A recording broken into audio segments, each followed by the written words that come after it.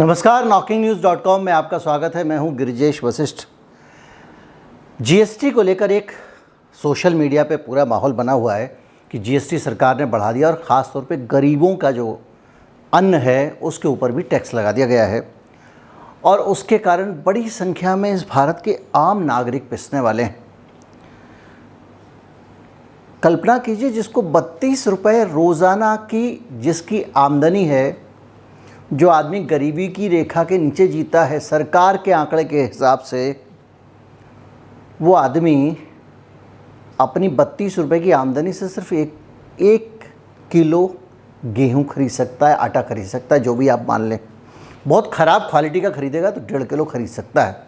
जिस देश के नागरिक की ये हालत हो, उसमें जीएसटी लगा दिया जाए और वो भी थोड़ा बहुत नहीं, दबा के लगाया जाए। 5% जीएसटी आपकी रोज़मर्रा की खाने पीने की चीज़ों पे, आपके चावल पे, आपके गेहूं पे, दही पे, आपके लस्सी पे, पनीर पे, भैया गुड़ पे, जौ पे, हर चीज़ पे, यहाँ तक कि अस्पताल में आप भर्ती होते हैं तब भी आपको 5% जीएसटी देना पड़ेगा।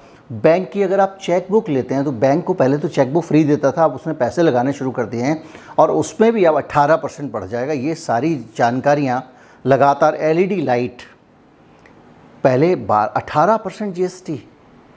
मोदी जी, आपको याद है दिल्ली के रामलीला मैदान की रैली में बड़े गर्व से उन्होंने कहा था कि हम सब्सिडी दे रहे हैं एलईडी लाइट पे। 18% जीएसटी।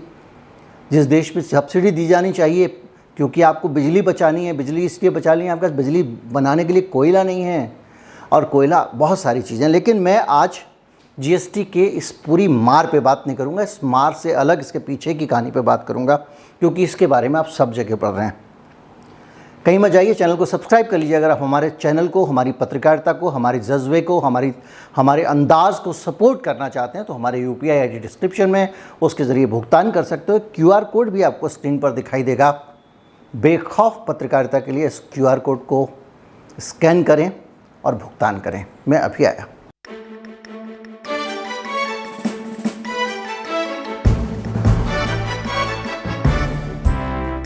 जीएसटी का ये दाम क्यों बढ़ाना पड़ा, ये दायरा जीएसटी का क्यों बढ़ाना पड़ा? भारत में पूंजीवाद मनमोहन सिंह के ज़माने से है और तब से ही सरकार का इस पे ज़ोर है। हमारे प्रधानमंत्री थे मनमोहन सिंह जी, वो कई बार अपने मुंह से भी जितना भी बोलते थे उसमें कह चुके थे कि टैक्स के दायरे में भारत के हर नागरिक को लाना चाहिए, छोटी सी छोटे आमदनी के लोगों को भी टैक्स के दायरे में लाना चाहिए। दुनिया भर की पूंजीवादी सरकारें इसमें विश्वास करती हैं और पूंजीवादी एजेंडे को पूरी ताकत से पुश करने वाली सरकार मोदी सरकार है। अटल जी की सरकार भी थी, कांग्रेस ही तो आविष्कारी करके इसका आए थे। बहरहाल सारी सरकारें इस, अभी बहुत मौका है, मोदी जी बैठे हुए हैं शासन में तो कांग्रेस ही अपना हाथ साफ कर रहे हैं, जबकि हकीकत ये है कि कांग्रेस ने भी यही किया अभी, और बहुत डिटेल है इस वीडियो में। अब आप सोचिए कि जब टैक्स के नेट में सबको लाने की सरकार की नीति होगी तो गरीब मार तो पड़ेगी ही पड़ेगी ना। अपने गरीब की हालत तो आप इस देश की सुधार नहीं पाए हैं, लेकिन आप टैक्स बढ़ा रहे हैं। अब ये टैक्स बढ़ता क्यों है ये समझना पड़ेगा और इसको समझने के लिए पहले आपको ये जानना पड़ेगा कि क्या सरकार को सचमुच आमदनी नहीं हो रही है? क्या देश की सरकार के पास खर्चे के लिए पैसे नहीं आ रहे हैं? भाई टैक्स क्यों बढ़ा रहे हो? क्योंकि आपके पास पैसे कम पड़ रहे होंगे। लेकिन पैसे कम क्यों पड़ रहे हैं, ये एक बड़ा सवाल है जो पूछने वाला है। क्योंकि हमारे पास जो आंकड़े हैं, जो आंकड़े सरकार ही रिलीज़ करती है, मैं कहीं नहीं जाना चाहता हूँ। इसी जून के महीने में जो पिछला महीना निकला है, इसमें जीएसटी का कलेक्शन 56% बढ़ गया था और करीब 1,44,616 लाख करोड़ रुपए के करीब पहुँच गया था। अप्रैल में, उससे एक महीना पहले ही जीएसटी ने रिकॉर्ड तोड़ा और अपने जब से जीएसटी लागू हुआ है सबसे ज़्यादा जीएसटी 1,67,540 लाख रुपए का जीएसटी इस सरकार ने इकट्ठा किया है। और ये डाटा लगा, जून में भी बढ़िया डाटा है, लगातार रिकॉर्ड टूट रहे हैं जीएसटी कलेक्शन के। मैंने आपको अपने वीडियो में बताया था कि जीएसटी कलेक्शन क्यों ज़्यादा हो रहा है, क्योंकि महंगाई ज़्यादा है और जीएसटी का सीधा संबंध मुनाफे से है। जितना ज़्यादा मुनाफा उतनी ज़्यादा जीएसटी होती है। और लूट की पूरी छूट थी, इसलिए अंधाधुंध जीएसटी मिल रहा है। मैंने आपको बताया किन किन चीज़ों में कितने कितने मुनाफे हैं। और आज भी मुनाफों का गणित बहुत ज़बरदस्त है, क्योंकि इस देश में किसी भी चीज़ का दाम सरकार खुद तय नहीं करती है। और इसके कारण मनमाना अडानी साहब ने तेल पे 30 रुपये कम कर दिए, 35 रुपये कम कर दिए। भाई अभी सरकार ने जब कहा कम करो तो आपने कम कर दिया, अभी तक 30-35 रुपये तुम ज़्यादा लिए जा रहे थे, किस हद से लिए जा रहे थे? बड़ा सवाल है जो आपको समझना पड़ेगा। और हालत ये है कि जो तेल कंपनियां हैं उनके मुनाफे भी रिकॉर्ड बढ़े हैं, उसके बावजूद आपने तेल का दाम बढ़ाया। मैं आपको बता रहा हूँ कि जब दाम कर दिए सरकार ने कम, उसके बावजूद 64,083 करोड़ रुपए की कमाई हुई है, जिससे 64,083 करोड़ रुपए केंद्र सरकार को मिले डिविडेंड के इनकी तरफ से। अब आपको ये डाटा देख के समझ में आ गया होगा कि सरकार के पास में खूब कमाई आ रही है। अब इस कमाई से जुड़ी हुई एक चीज़ निकल आई तो बता देता हूँ कि किस तरह से मोटी कमाई जो है वो हो रही है, क्योंकि भारत में कीमतों पे सरकार का कोई भी हस्तक्षेप नहीं है। और वो कीमतों में अगर सरकार का कोई हस्तक्षेप है तो वो ये है कि वो टैक्स लगा देती है, और टैक्स लगा लगा के पूरी इकोनॉमी में वो हस्तक्षेप कर रही है। अब आप एक बात सोचिए कि जब सरकार की कमाई हो रही है, जीएसटी का ही, जिस टैक्स को आप बढ़ा रहे हो उसका ही अगर रिकॉर्ड कलेक्शन हो रहा है, तो क्यों आप जो है फिर जीएसटी आपको बढ़ाने की ज़रूरत पड़ी? ये सवाल सबके मन में आना चाहिए। अप्रैल में, मई में, जून में तेल कंपनियों का मुनाफा 6 गुना बढ़ गया है। हर तरफ से पैसे की बाढ़ लगी हुई है, तब भी सरकार को जीएसटी क्यों बढ़ाना पड़ रहा है? ये सवाल सबके मन में आना चाहिए, मेरे भी मन में आया। अब मैं इस पे बड़ा सरल तरीके से ये समझने की कोशिश करता हूँ कि आखिर पैसे की ज़रूरत सरकार को कहाँ पड़ रही है। तो आप इस चीज़ को पहले समझें कि भाई सरकार जब महंगाई को लेकर चिंतित दिख रही है, आरबीआई इंटरेस्ट रेट बढ़ा रहा है कि भाई कहीं जो है वो महंगाई को काबू करना पड़ेगा क्योंकि महंगाई बहुत बढ़ने वाली है। जब इस देश में महंगाई को नियंत्रित करने के मौद्रिक उपाय किए जा रहे हैं, तब सरकार महंगाई के मामले में एक नकारात्मक हस्तक्षेप करती है और दाम बढ़ाने की कोशिश करती है, जीएसटी बढ़ा के, बावजूद इसके कि सरकार की आमदनी बम्पर है और ज़बरदस्त है। आपको याद होगा कुछ समय पहले मैंने एक वीडियो बनाया था और आपको बताया था कि जीएसटी कंपनसेशन का एक मामला चल रहा है। जीएसटी कंपनसेशन ये है कि राज्य कह रहे हैं कि हमको, आपने ये वादा किया था जीएसटी बनाते समय कि आप हमको हर साल 14% बढ़ा के, हर साल 14% बढ़ा के आप हमको टैक्स कलेक्शन दोगे। और सरकार ने ये कमिट किया था कि भैया 14% से 1 रुपया भी कम आया अगर, तो केंद्र सरकार आपको देगी। ये कह के जेटली साहब ने उस वक़्त के लिए तो राज्यों को अंटी में ले लिया था। राज्यों ने कहा ठीक है भाई, टैक्स का कलेक्शन नहीं होगा, कोई बात नहीं, केंद्र सरकार देगी। और ये व्यवस्था जब हुई थी 5 साल के लिए हुई थी, और वो 5 साल हो गए, अभी जून में ख़त्म, जून के साथ ही वो 5 साल भी ख़त्म हो गए हैं। उसको कहते थे जीएसटी कंपनसेशन। अब क्या हुआ कि जीएसटी कंपनसेशन जैसे ही ख़त्म हुआ तो पता चला, मैंने आपको पूरी लिस्ट बताई थी कि 15-20 राज्य ऐसे हैं, 2-4 राज्यों को छोड़ के सभी राज्य ऐसे हैं जो उस 14% के हिसाब से, जिनके टैक्स में ग्रोथ नहीं हुई, 14% के हिसाब से उन राज्यों की आमदनी नहीं बढ़ी। अब जब राज्यों की आमदनी नहीं बढ़ी तो राज्यों को खुश करने के लिए राज्यों ने स्वयं ही, सभी राज्यों ने मिलकर, ये बार बार केंद्र सरकार सही कह रही है कि ये फैसला राज्य सरकारों ने की उपस्थिति में लिया गया है। मानते हैं जीएसटी काउंसिल के अंदर 1/3 बहुमत केंद्र सरकार का है। हम ये भी मानते हैं कि अधिकांश राज्यों में बीजेपी की सरकार है, इसलिए आप इससे इनकार नहीं कर सकते कि ये राज्यों ने किया है, आपकी अपनी पार्टी की सरकार है। अगर राजनीतिक नज़रिए से देखें, अगर सरकार के सिस्टम के नज़रिए से देखें तो ये फैसला करने वाले राज्य हैं, क्योंकि केंद्र सरकार का तो 1/3 बहुमत है वहाँ पे जीएसटी काउंसिल में। तो ऐसी स्थिति में आप देखिए कि राज्यों के वित्त मंत्री बैठ के एक फ़ैसला करते हैं और कहते हैं कि भाई टैक्स बढ़ा दो, गरीब पे भी टैक्स डाल दो, गेहूं, चावल, एलईडी बल्ब पे टैक्स लगा दो, और भी चीज़ों पे टैक्स लगा दो जो नहीं होनी चाहिए थी। यहाँ तक कि अस्पताल में आप भर्ती हो, मरे जा रहे हो, पहले ही मोटा बिल फाड़ रहा है अस्पताल, सरकार भी एक टैक्स फाड़ेगी। और ये टैक्स लगाते हो तब एक बड़ा सोचने वाला मसला खड़ा हो जाता है कि ये 14% आमदनी आपको हर साल बढ़ोतरी चाहिए, किस लिए? ये ठीक इस तरह से हुआ कि 10-20 आदमी 50 आदमी एक जगह बैठ गए कमरे में और उन्होंने तय कर लिया, भैया मुझे तो इतनी कमाई चाहिए ही चाहिए। अब आपको किसी का गला काटना है काटो, कोई भूखा मरता है मरे, किसी की जान जाती है तो जाए। ये अंग्रेज़ जो लगान लगाते थे उससे भी ज़्यादा खतरनाक तरीके से टैक्स वसूलने का तरीका है। 14% किसने तय किया कि हर साल आपका टैक्स बढ़ना चाहिए? ये कौन सा गणित है, कौन सा अनुमान है जिसमें 14% की ग्रोथ राज्यों को देनी ही चाहिए, भले ही देश में आर्थिक गतिविधियां हो रही हों या नहीं हो रही हों, लोगों के काम धंधे चल रहे हों या नहीं चल रहे हों? अब आपने टैक्स ज़्यादा लगा दिया, इसका मतलब लोग खरीदारी कम करेंगे, खरीदारी कम करेंगे तो आर्थिक गतिविधियां और कमज़ोर हो जाएंगी, कल को रिसेशन आ जाएगा और कारोबार कम होगा। तो उस स्थिति में आपको फिर से 14% चाहिए होगा, तो फिर अब आपने जो 5% टैक्स लगाया उसको 12% कर दोगे। ये कौन सी, ये वसूली है, ये लगान है बॉस। ये किसी भी तरह से टैक्सेशन का सिस्टम नहीं है। टैक्स वो लगाओगे ना जो लोग इस देश में कमा रहे हैं, उसमें से एक छोटा सा हिस्सा लोगे ना। कि आप बोलोगे जैसे कि अभी बीच में रिसेशन के टाइम पे हुआ, बहुत सारी कंपनियों में जो उनके प्रमोटर थे और जो उनके इन्वेस्टर थे, उन्होंने कह दिया बॉस मुझे तो 16% मुनाफा चाहिए चाहिए, चाहे कोरोना आया हो या लॉकडाउन लगा हो या रिसेशन हुआ हो। देना है तो दो, नहीं तो हटो, डायरेक्टर के पोस्ट से मैं दूसरे आदमी को बना दूंगा। अब उनको 16% देने के लिए लोगों को नौकरी से निकाल रहा है, क्योंकि कंपनी की आमदनी तो हो नहीं रही है।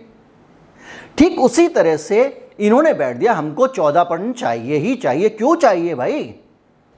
और तुम्हारे उस 14% के लिए, राज्य सरकारों के 14% के लिए हम लोगों का गला काट दें। अब इससे आगे की कहानी, इन सरकारों को 14% क्यों चाहिए? अभी बारिश आई है, देश भर से तस्वीरें आ रही है, सड़क में गड्ढे हैं, सड़क में गड्ढे हैं, सड़क पे काम नहीं हुआ, वगैरह वगैरह। डेवलपमेंट का कोई काम नहीं हो रहा है, गरीब कल्याण का कोई काम नहीं हो रहा है। ये वो सरकारें हैं, याद कीजिए, जिन्होंने गरीबों के लिए एक कटी उंगली पे मूतना मुहावरा है, वो कार्य भी नहीं किया था जब लॉकडाउन लगा था। उत्तर प्रदेश के मरीज, माफ़ कीजिए मज़दूर, अपने घर जाना चाहते थे, बिहार के मज़दूर अपने घर जाना चाहते थे 1000 किलोमीटर पैदल, उनको बॉर्डर पर रोक दिया गया था कि हमारे राज्य में घुसोगे नहीं। जहाँ दिखते थे लाठियाँ चलाई जाती थी। उस दौरान इन पॉलिटिशियंस ने 1 रुपए का दान किसी को देते देखा? हमारे आपके जैसे लोग घर से खाना बना के ले जाते थे उस क्राइसिस में और लोगों को बांटते थे। नेता सिरे से गायब थे, कोई नेता नहीं दिख रहा था, कोई पार्टी नहीं दिख रही थी। और ये वही नेता, वही पार्टियां हैं जो चुनाव के दौरान दारू बांटते हैं, रुपए बांटते हैं। धन चाहिए इनको। क्यों चाहिए, किस लिए चाहिए? मैं बताता हूं क्यों चाहिए। क्योंकि चुनाव जीतने के लिए जो दारू बांटनी है वो पैसे आपको चाहिए, आपको सरकार बनाने के लिए विधायक खरीदनी है वो पैसे आपको चाहिए, और ये पैसे आएंगे भ्रष्टाचार से। और भ्रष्टाचार ऐसे होगा कि मैं इंफ्रास्ट्रक्चर के वो प्रोजेक्ट बनाऊंगा जिससे 10 जन्म में कोई पता नहीं कर सके कि इसमें लागत कैसे आई और कितनी आई।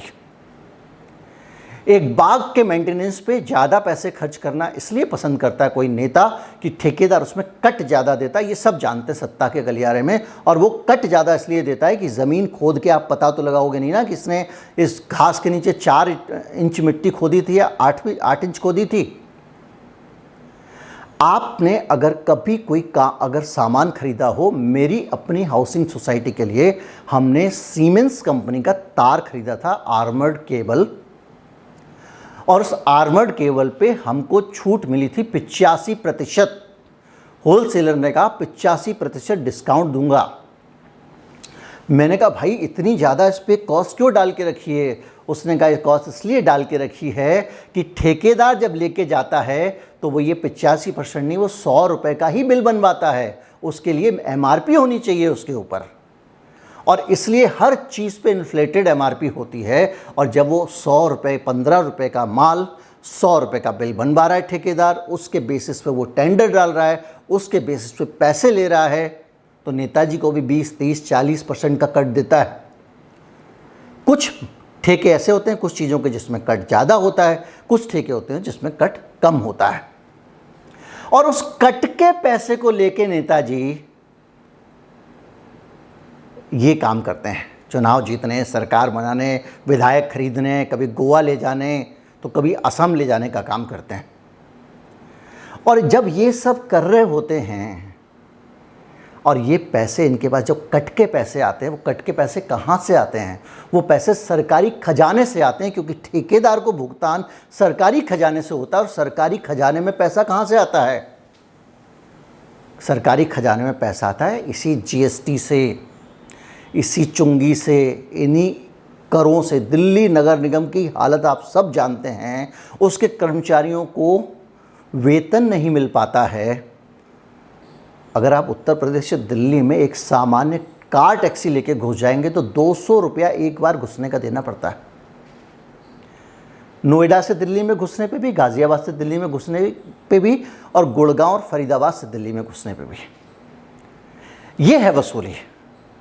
और वो पैसा भ्रष्टाचार में जाता है। और अगर टैक्स नहीं बढ़ाएंगे और टैक्स नहीं की कमाई नहीं करेंगे तो इनकी अपनी कमाई नहीं होगी।